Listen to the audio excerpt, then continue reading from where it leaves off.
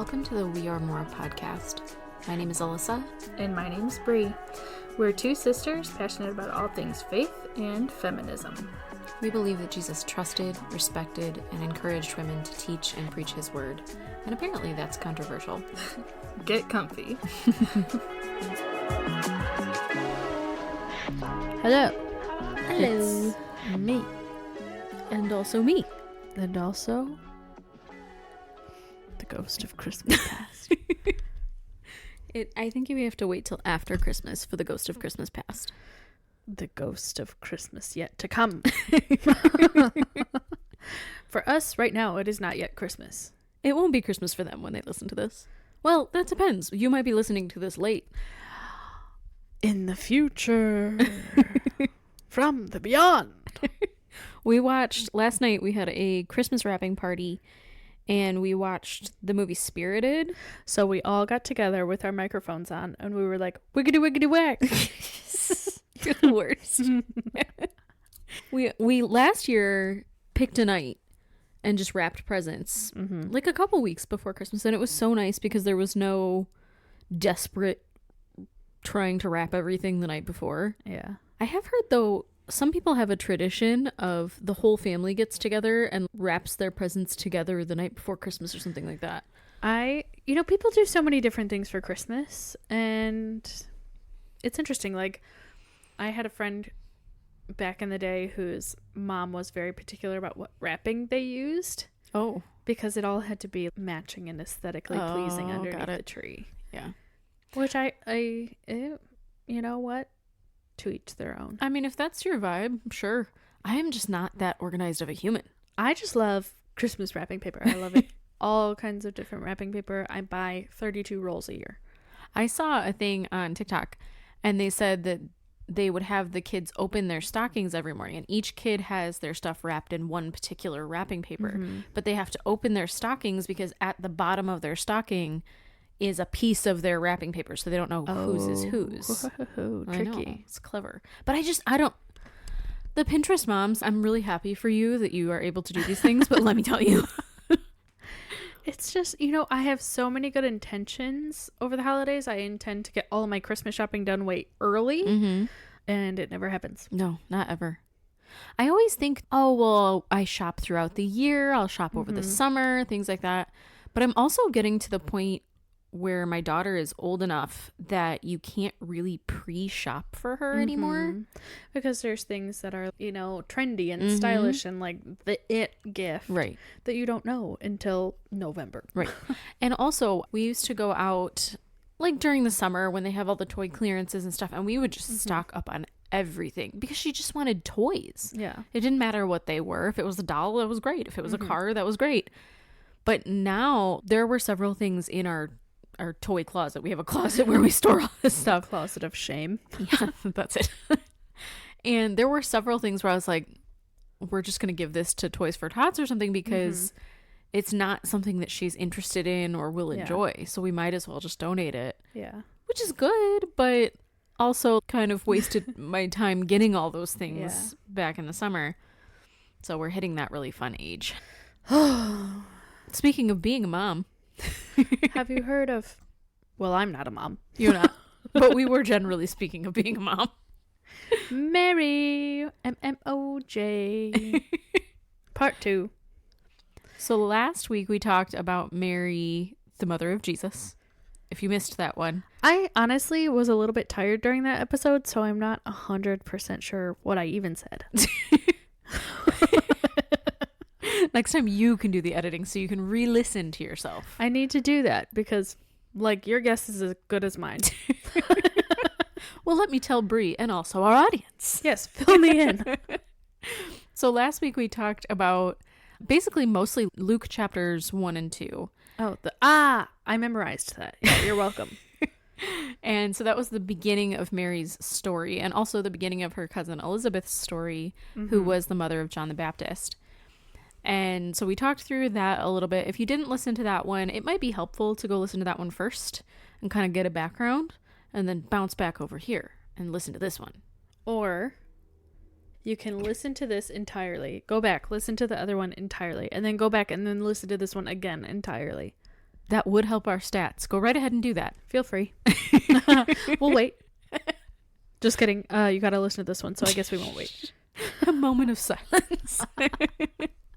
So today we're going to talk a little bit. I think we had said last week that we were going to jump into her later life in this episode, but because we have the luxury of a 3-parter and the luxury of saying this is our podcast, not yours, we get to do whatever the heck we want. Thank you very much.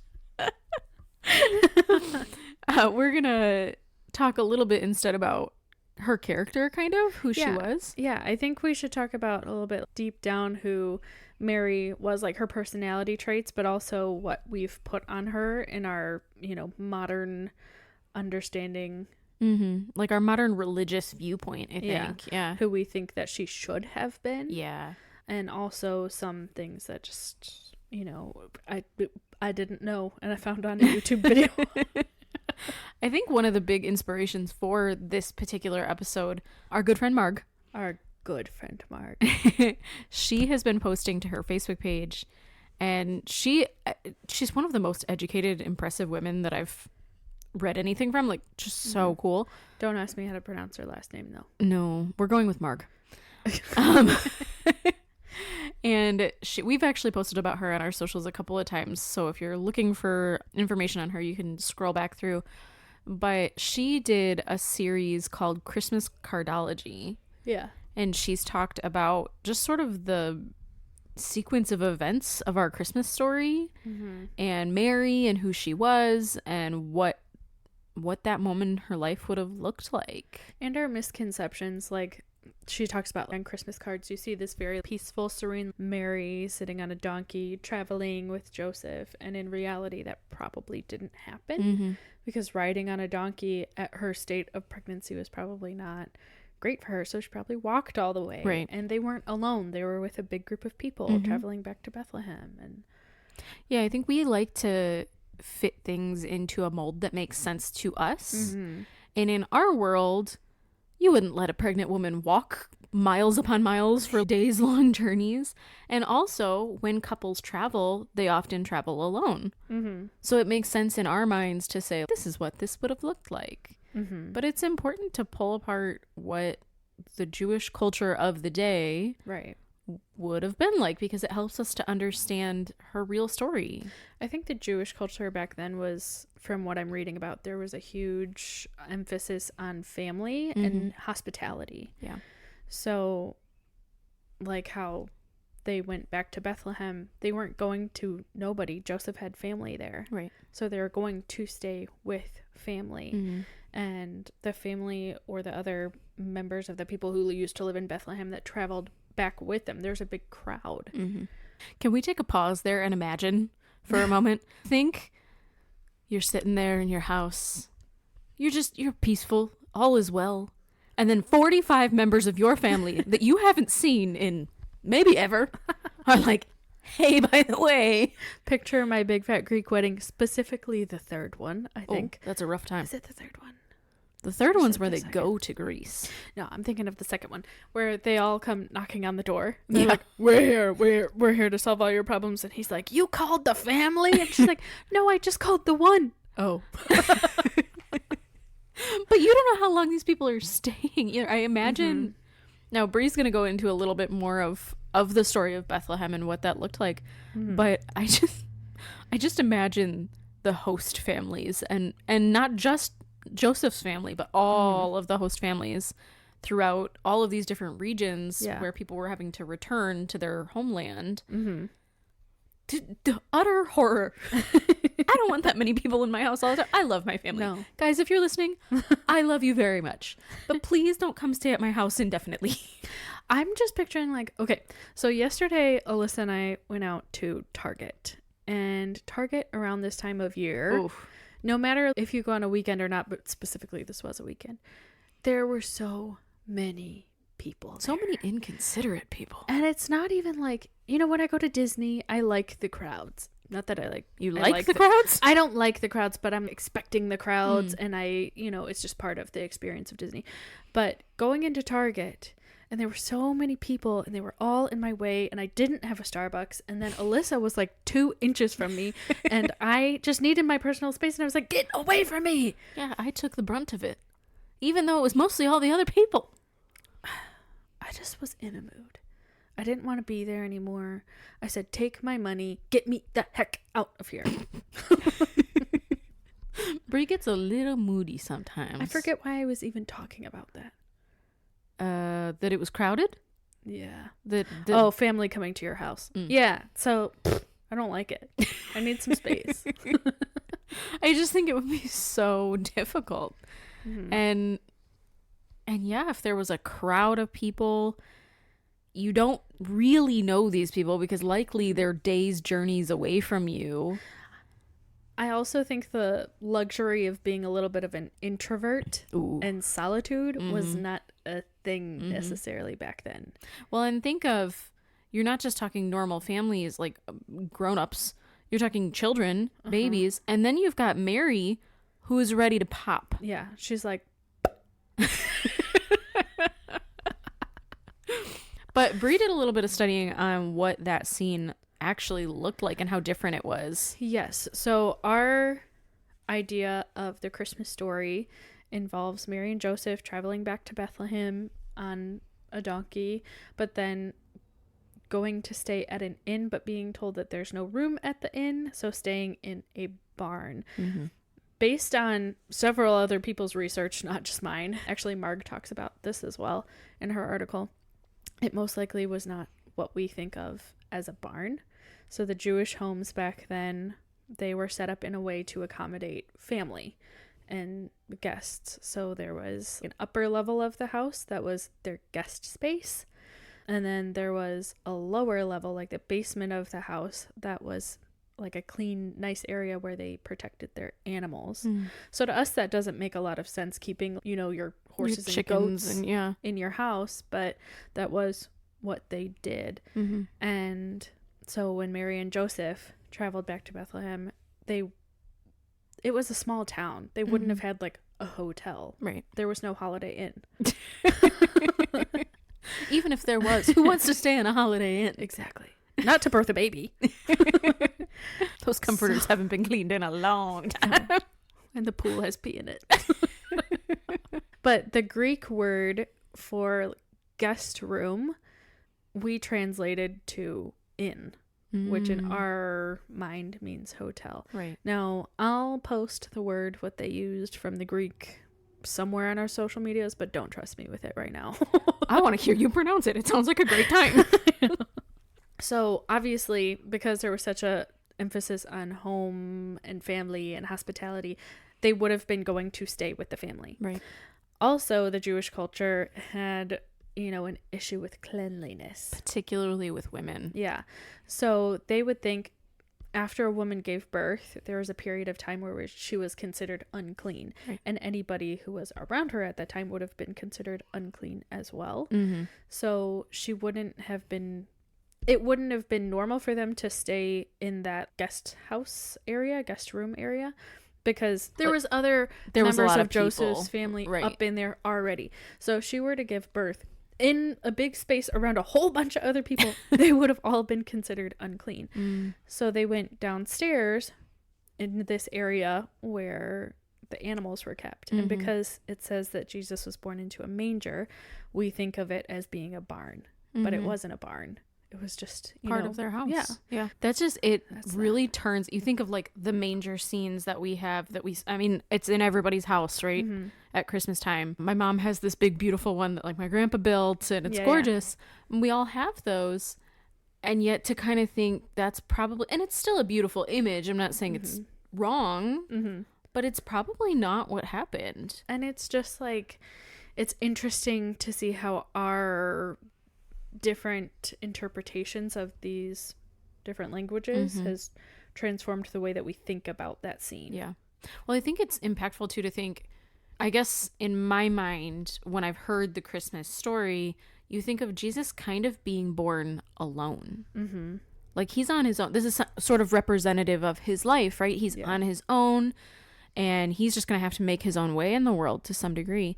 But when you think of it in this way, where like Joseph is there with his family, there's probably, she's giving birth and there's screaming children running above. Joseph probably wasn't there. That wouldn't have been normal That's for true. him to be there. That's true. There were probably midwives helping birth Jesus into the world. And you think about how different that is on the outlook of the rest of his life. He wasn't born alone in a barn.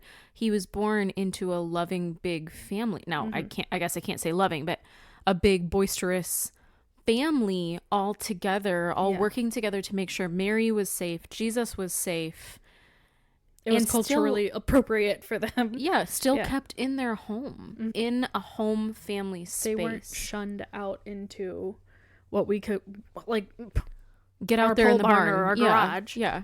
Well, because that's what it often feels very flippant. And I have heard the story like, oh, the innkeeper felt bad. But it often feels very flippant of just, well, get in the barn. Yeah. See you, bye. And there was no innkeeper. Right. It was family. Which is so funny. We've created this whole story that really, like, it's not in there. It's not in the Bible. We just sort of added all these little things to fill out the story, to make it pretty. To make it make sense to us. It's fascinating to me to think that. And then I think of Mary in this situation, because we're talking about Mary. What's up, Mary? You think of her in this situation and how scary it would have been. Not that, I mean, it's always scary to give birth. If you've ever given birth, you know, it's... Or if you've seen it. That's not a good time. traumatizing as well. It's traumatizing no matter where in the room you're sitting. If you saw it against your will. That's traumatizing. I didn't do it on purpose. There was only a chair. There was no waiting room. But I think it's such a better story, so much better of a story to think of her in amongst family, in amongst midwives, with support and care, and women who've probably been through this before, as opposed to her in a barn. Even though we have scrubbed that image clean, we don't want to talk about the realities of birth there, which I do want to talk about in a minute. But even with the scrubbed clean, pretty image, she still had to give birth alone in that story. Yep. But in reality, She was her own midwife. Yeah. And think about the realities of that story. Like, if in fact she was in a barn and it was her and Joseph and nobody else is there, everybody's dying in that story. Yes, you could say God intercedes, etc., but Joseph doesn't know what he's doing here. Nope. Women bleed when they have babies. Things tear, and it hurts. Women were dying when giving birth absolutely all the time. If she's giving birth in an unclean area with no help at all, her and Jesus are dying in that story. So to make it make sense in the real world, she's with midwives. And we actually did an episode where we talked about some of the Jewish midwives. Pua and Shifra. Yep. That was a long time ago. Yeah. That was a blast from the past. That was Go like back and episode listen to 10. that one after this too. And then listen to this one again. Just in case. You want to hear so much of our voices. We're a great time. We are. You're welcome. If you want to fill your December with Alyssa and Brianna. I kind of wanted to also talk about, like I said, about how we scrubbed that image clean of birth. I saw a post. I'm actually going to look it up real quick. Well, I mean, think about that. How often are we doing that in our modern culture today? It was only recently that on pad and tampon commercials that they started using red liquid instead of blue. Oh my gosh. It's only recently in history that they started using blood to test those products instead of just random liquids. Yeah. And let me tell you, blood behaves differently. It does. It's different. Okay. So there is, I'm going to call it a poem. It's not a traditional poem, but that's what I'm going to call it because I don't know what else to call it. And there's a page on Facebook. It's called Ezra Rising. She's really great to follow if you're looking for more Christian feminist content. Yeah, super great. Yeah. And so she posted a poem. It was not by her. It was by someone named Caitlin Hardy Shetler. Watch your mouth. And she accompanied it with a really beautiful painting. But I'm going to read it because I think it really applies to this. It says, "Sometimes I wonder if Mary breastfed Jesus, if she cried out when he bit her, or if she sobbed when he would not latch. And sometimes I wonder if this is all too vulgar to ask in a church full of men, without milk stains on their shirts or coconut oil on their breasts. preaching from pulpits off limits to the Mother of God. And then I think of feeding Jesus, birthing Jesus, the expulsion of blood and smell of sweat, the salt of a mother's tears, onto the soft head of the salt of the earth, feeling lonely and tired, hungry, annoyed, overwhelmed, loving. And I think if the vulgarity of birth is not honestly preached by men who carry power but not burden, who carry privilege but not labor, who carry authority but not submission, then it should not be preached at all. Because the real scandal of the birth of God lies in the cracked nipples of a 14-year-old and not in the sermons of ministers who say women are too delicate to lead. I love that. I know. I've probably read it 40 times at this point. I love that. Because I feel like you said, we've scrubbed it clean, and we think that because Jesus was fully God, obviously he popped out of his mother with, no pain, and everything was perfect, and her hair was beautiful. Yeah, and he had a little shining halo around his head. Mm-hmm. But the reality was he was fully human, too. And so she was fully human. She's fully human, so they had a fully human experience. Mm-hmm. I don't know any birth story that was like, oh, everything was perfect, I had no pain, and there was no blood, and happily ever after. Especially not without an epidural. Now, I've never given birth, but I've seen it. And I can tell you that's not the case. Yeah, we never ever we focus so much on birth in this season. Mm-hmm. It's so focused on birth, and yet we can't for the life of us talk about the reality of birth. Yeah. And what that would have looked like. Mm-hmm. She was in pain. She was screaming. There was blood. There was other crap. Like, and Jesus came out like any other baby, screaming and crying. Did you know that there actually, I don't know that this is common anymore, but there were a lot of pastors that used to, back in the day, try to claim that Jesus would never have cried as a baby. Because crying's a sin? Yeah, because they see crying children as sinful, and so Jesus couldn't have. Imagine, I want you to take for a moment, any of you who are parents or who have much experience with kids, imagine a non-crying baby. Well, that would be horrifying. It would be awful. You'd think there's something wrong. And also, crying is how they communicate. Right, so you would never know it was hungry. No. Or tired. Or in pain. Or anything. You'd never know anything.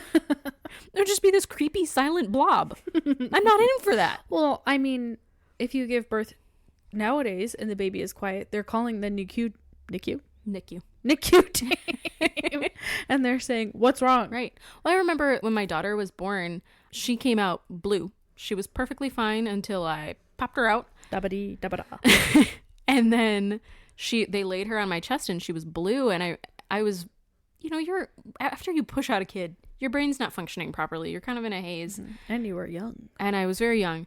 And it occurred to me through all of this haze, and they're trying to stitch you up, and, everything's happening.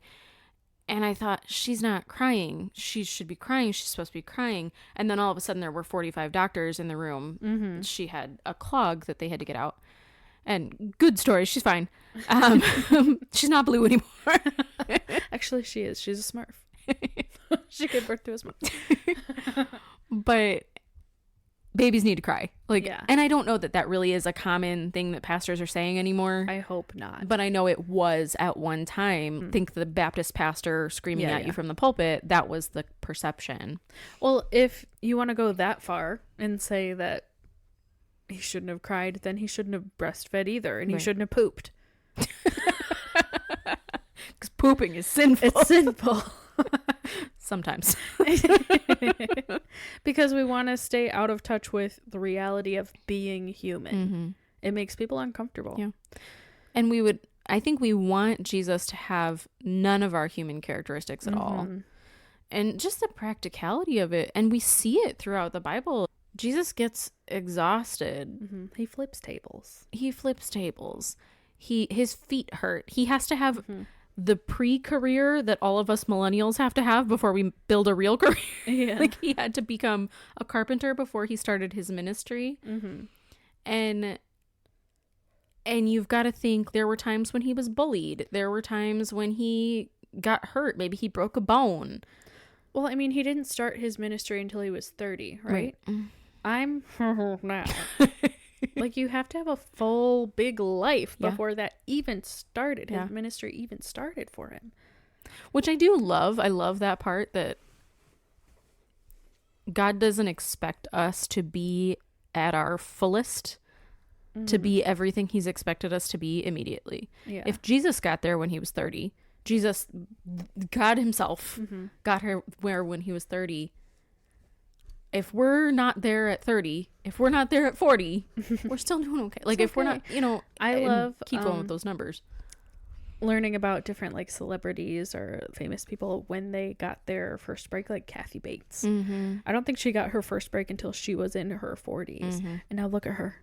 She's a true American legend. Rocking it. She's amazing.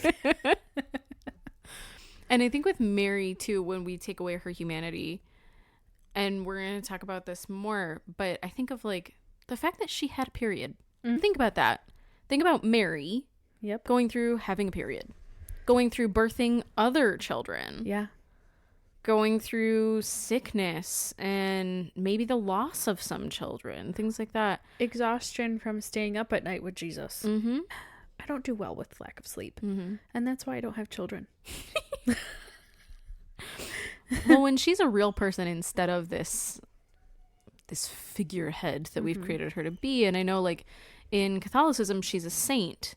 And so you see these images of her as this saintly Mary. And when you do that and you scrub her clean of who she was, there's not much, I'm sorry, but there's just not much to her. There's not much interesting about her. There's not much I care to learn about someone that's just perfect and there's nothing else to them. Even Jesus, there was so much more to him than just his perfection. So when we throw Mary on this pedestal of, like, perfect, clean womanhood, there's even an argument that Mary and Joseph never had sex because she had to be kept pure, despite the fact that they had a bunch more kids. Like, and there's no backing behind it. It's just like one guy said, I think this maybe. Brie and I were talking about this a little bit, but when you see her in images, she's shown as demure and mindful.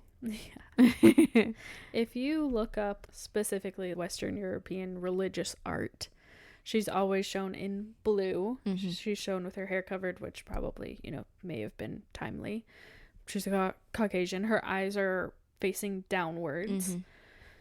And she seems, quiet and complacent. Submissive. Yep. And like you were saying before, of course she is. Because that's what they want women to be. But in reality, there's no biblical backing that she was any of those things. No. Well, she's supposed to be held up as the ideal for all women to follow, right? She was chosen by God to birth his son. So she must be the best woman on the planet. Now, again, the Bible does not say that. But in theory, if you're thinking this through, you're like, well, obviously, if God chose her, she had to be the best. And so if she wasn't submissive, if she wasn't quiet, if she wasn't complacent and demure and whatever, then that's an example for all the other women of the world. But she had to put up with so much. She had to worry about literally her life being on the line because she was pregnant and couldn't explain to everybody that, like, hey, it's not because I was sinful, it's because God chose me. She had to be made of tougher stuff. She had to be a little bit brazen and bold to be able to put up with that stuff, and it says so. She was assertive, she was active.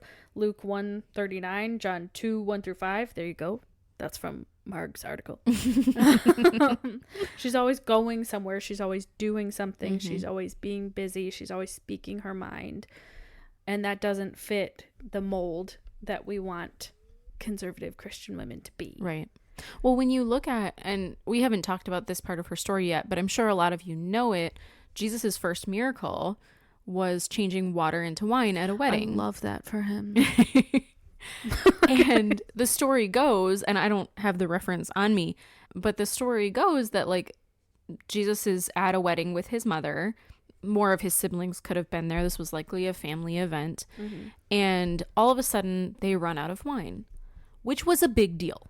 Okay. Like, I mean, honestly, be a big deal now. Yeah. be a big deal for me. I wouldn't be thrilled. But that was a big deal because it said to the rest of the world, they're poor. Yeah, they didn't have enough money to supply good wine. And it would be everybody. a little shameful, right, for them to run out of wine. And so Mary goes to Jesus and she says, hey, they're out of wine. Fix the problem. Come on. Which I find fascinating because it means, in my mind, and again, the Bible does not say this, but just interpretation would be that she knew he could do it, which means she had likely seen miracles before. Even though this was his first public miracle, his first one recorded in the Bible, Mary probably saw Jesus do some pretty impressive stuff. Yeah. Which means she was privy to that. She was chosen not just to birth the Son of God, but to see his who miracles he could be before the rest of the world got to. Yeah. And then she got to be really sassy with him. And I love that for her. And she went to him and she said, fix this. Now, there are times in the Bible where Jesus says, people ask him for miracles and he says no, because that doesn't further my mission. It's not what I'm here to do. I'm going to guess that turning water into wine was not furthering Jesus's mission so much. It wasn't his top priority. No. Although we love wine. But his mom said so. Yeah. His mom told him to. Yeah. And so Jesus, in this case, and I realize that this is about to sound a little bit blasphemous, but Jesus submitted to Mary. Jesus, the Son of God, submitted to a woman. To his mother, yes, but to a woman. Now, I want to point out that in our translations, he says, woman, what do you want, basically? And that sounds really bad. And that's how I talk to my mom. Because Jesus did, so. But woman at the time would have meant kind of like a respectful, based on the translations, it would have meant kind of a respectful ma'am. Yes. Ma'am, what do you want? And so he did that because she was his mother. But you have to ask the question of what sort of personality knows that they're speaking to the Son of God. Yes, he's her son too. But she's speaking to the Son of God. She's also speaking to an adult man who in her culture would have been above her in rank just by being a man. And she's speaking to him and saying, you're going to do what I say now.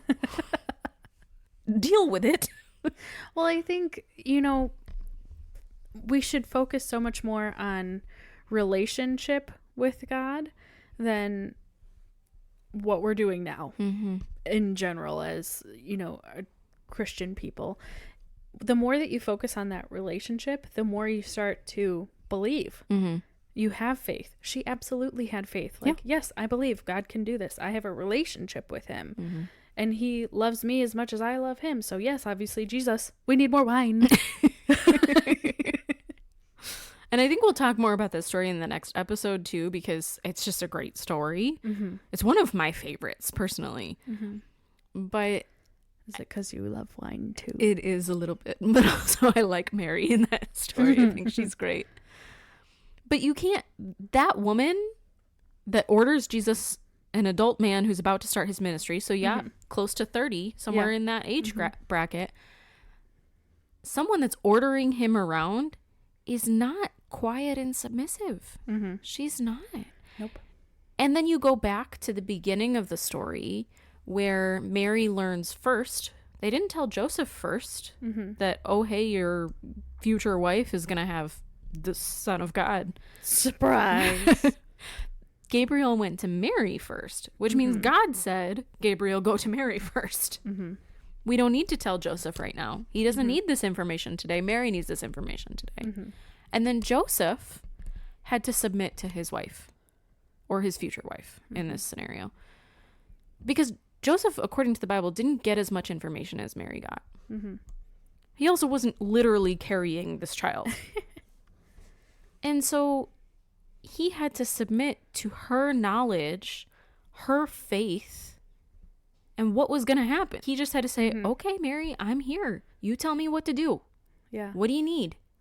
Because remember, he didn't really want to at first. He didn't believe her. Right. And we think in our Western European minds, oh, he wanted to divorce her. Mm-hmm. But the reality of that for a Jewish woman in Bible times, it's not just, oh, crap, he divorced me. I'll find somebody else. Yeah. No, she would have possibly been stoned. Mm-hmm. There was that test that we've talked about before in the podcast where, you know, if he thought that she was an adulterous woman, she would have to go before the court and drink this bitter water, and if her stomach swelled, blah, blah, blah, blah, blah. I think that comes from Exodus? Leviticus? It's one of the laws books. Numbers, Deuteronomy. Let me just name the whole Bible. Hold on. It's on one of those 66 books. But her life was on the line. Mm-hmm. And so Gabriel came to Joseph and was like, hey, don't be an idiot. Believe her, please. Mm-hmm. But it's kind of sad that the only way he was going to believe her Mm-hmm. is if an angel came to him. Right. Yeah, and I think Brie and I were talking about this literally just before we started recording. In that scenario, we like to think of, I don't know if I'm going to say like, we often think of Mary as, oh, well, she would have been so sad to lose Joseph, whether because she loved him or because she wanted to be a wife. You know, we always relate women back to their relationships with men. Mm-hmm. She would only have been sad if she didn't get to be a wife. She would only have been sad if she was divorced, whatever. Mm-hmm. But yeah, the reality of the situation was not, oh, I'm worried about not getting married. Oh, I don't get to wear my beautiful white dress. No, it's my life. Mm-hmm. I literally would lose my life. Right. And then you can add that question into, like, why did she go see Elizabeth? Mm-hmm. According to some translations, immediately after Yeah. she found out. Maybe because she was scared of what would happen to her. Yeah. She didn't know Joseph's reaction. Right. She wasn't sure about her town's reaction or Her parents, her Yeah. siblings, if the servants found out. Mhm. And it's easy. Okay, she wouldn't have been showing right away. And we know that because most of us know someone who's been pregnant, right? Yeah. But if she had servants, I think of Bridgerton. Yeah, like if she stopped bleeding, they Right. stopped having to clean her sheets, or she stopped going out into the desert to bleed for, Yeah. 8 days, whatever. Someone's going to notice. Yeah, someone's going to notice. The servants are going to notice, Mhm. or mom is going to notice, or someone is going to see that. Mhm. This information is going to get out pretty quickly, Yeah. at least within a month, Mhm. if not sooner, depending on her cycle, I guess.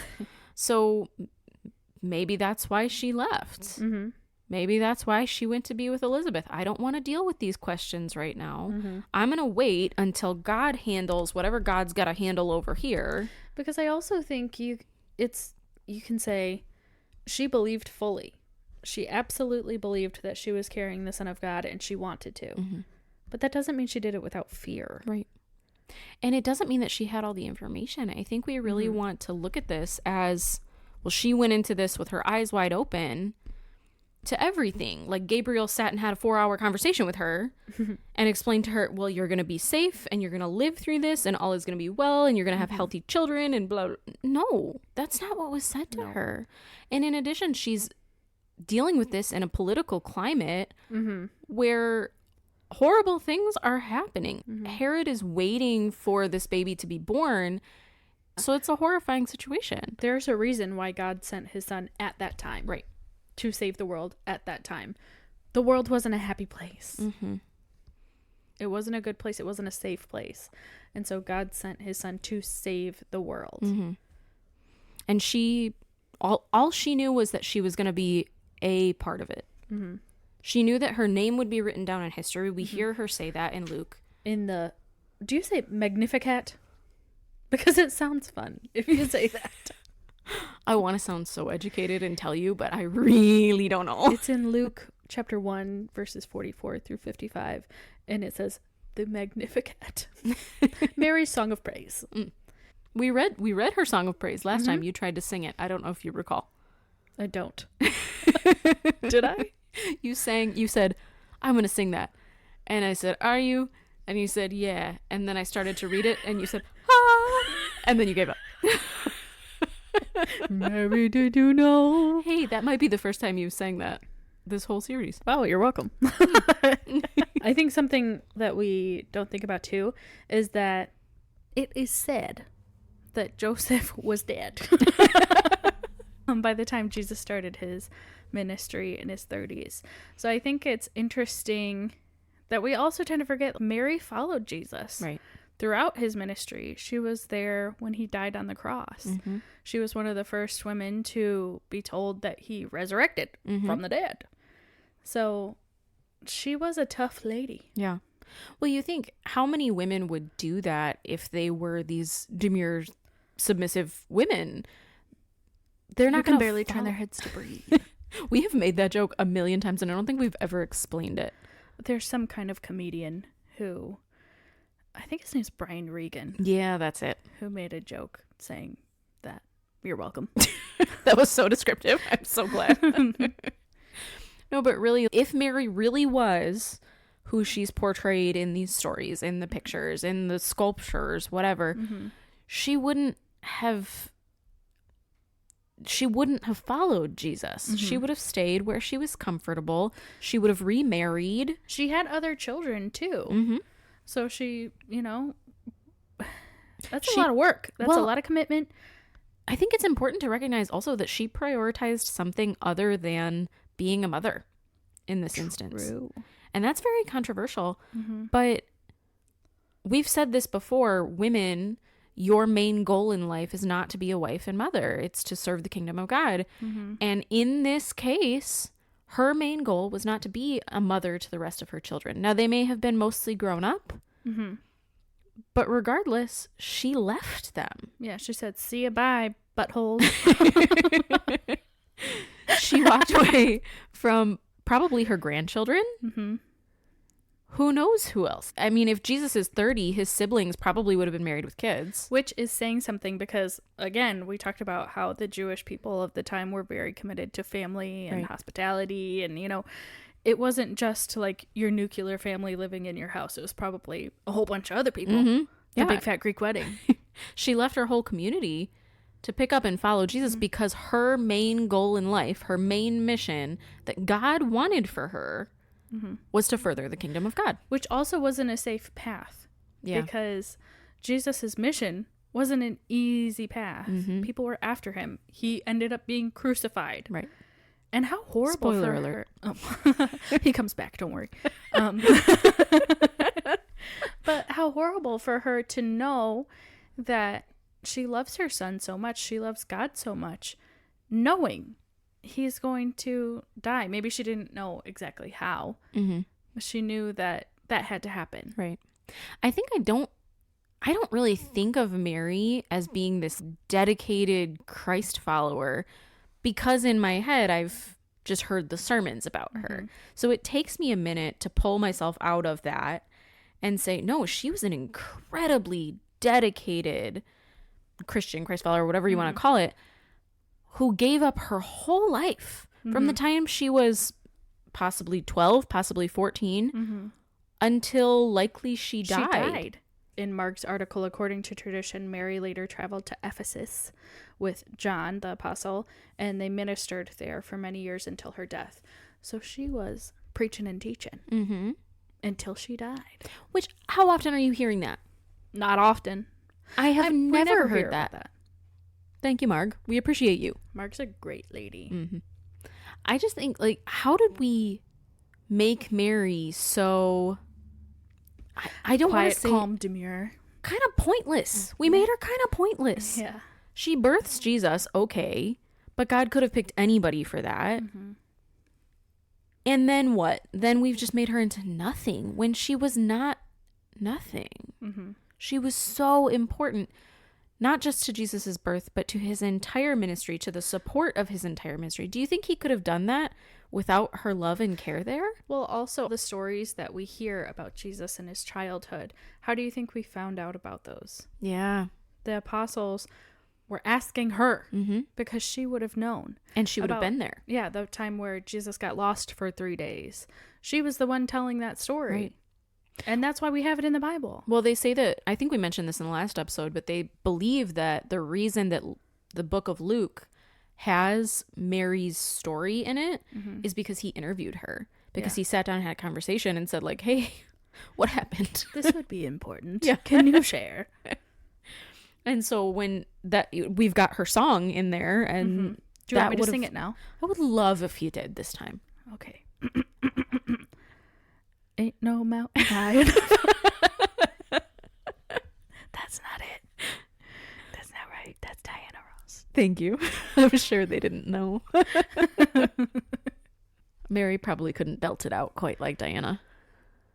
Although we don't know. We don't know. Because she did belt it out in Luke 1:44 through 55. And as we said, we're pretty sure that these times were just one big Broadway musical. I just think it's hilarious that that's in the Bible. It's like she was so overcome and she was like, oh, so pregnant with Jesus. And she's like, I need to sing about it. I need to make up a song and sing about it. How often are you making up songs and singing about your daily life? Every day. That happens for sure. I'm on my way to work and I'm like, I'm on my way to work. Gonna pull some teeth today. You don't pull teeth. Sometimes we do. Yeah, I don't know where to go from there with that. You're welcome. Thank you. It's always fun when Brie gives me a "you are welcome" before I say thank you. That way I know where the conversation is supposed to go. In this book, side note, I said, I just feel jealous of the rest of the world because they get to see my beautiful face all the time. They are welcome. Brie is currently working on a book for our grandmother for Christmas. It's a continuation of a book. Because last Christmas she filled out a journal. It's just a journal full of just whatever thought popped into my head. And let me tell you, that's a scary world. Yeah, and then she gave the journal back to me and said, Finish it. Finish it. Boy, did she not know what she was getting herself into. Also, I just want to point out, she gave it to her last Christmas and said finish it. Or No, she didn't. When did she give it to you? Just a few months ago. Okay, Brie just started like 3 days ago. Shh, don't tell her that. She's not listening. Actually, I wrote it in here. I was like, I forgot you gave this back to me. It's November 23rd. But there are some gems in here, let me tell you. If you want us to post some on our Instagram, I will. You might regret it, though. Yeah. So next week, we're going to talk a little bit about the latter half of Mary's life and kind of go more deeply into those stories. Mm-hmm. Whether that's the turning water into wine story. I love that story. We should go into that story. Well, we already said we would. We could have wine while we talk about it. We do it most of the time. We could go back to the cheese lady. We've made good friends there. Our best friend Beth, our good friend Mark, our bosom buddy, the cheese lady. We are strange people. So we'll talk about some of the other stories where we do see Mary and probably talk about a little bit more of Mark's articles because they've been really cool lately. Mm-hmm. They've been really interesting to learn from. We should definitely link her. Yeah, all of our social medias. Mark Mauskowitz. That's not it. It's just not it. I don't even know. It's like MOWSZKO or something like that. You're close, but I think there's a C in there. Didn't I say C? No. There were no C's. Am I blacking out? Yeah, I think so. So where I said C. No. Rewind the tapes. Anyway. So we'll talk about that next week. And this is going to be a little bit of a shorter episode because... But it's Christmas time and you're probably busy. And we have to build gingerbread houses. So says Mom. We do have to build gingerbread houses. Our mom is here staring at us.